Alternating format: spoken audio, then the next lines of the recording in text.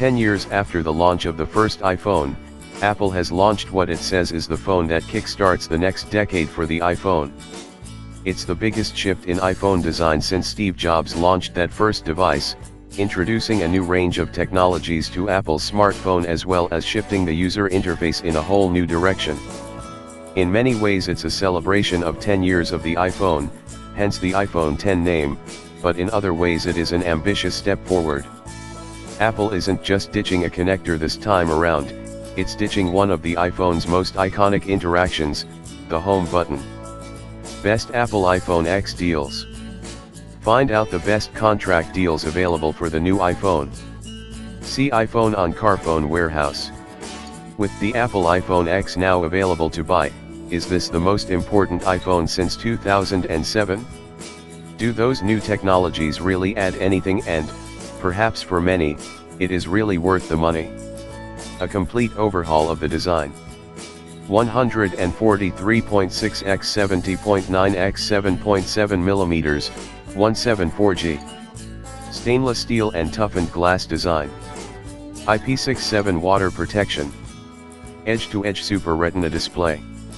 The big thing about the iPhone X is that it's a completely new design.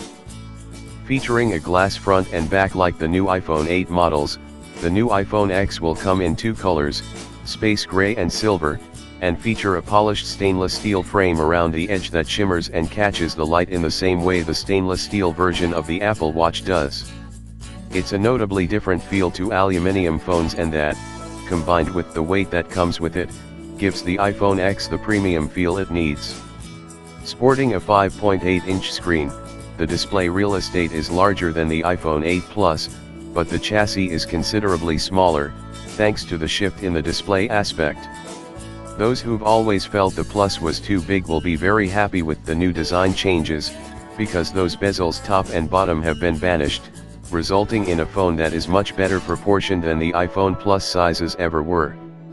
That edge-to-edge display is stunning, with the top notch that's packed full of sensors the only thing interrupting the design. Apple has, perhaps more than any other manufacturer, aimed to give you as much display as possible in the frame.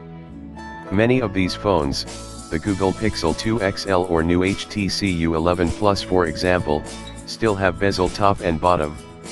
Even Samsung, who takes things in a different direction with curves at the edges of its Infinity display, still has space top and bottom of the display, while Apple has a great uniformity to the remaining bezels, apart from the notch, of course. It's a refreshing new look for the iPhone, one that's likely to appeal to those who felt the old, unchanging, design was getting a little stale.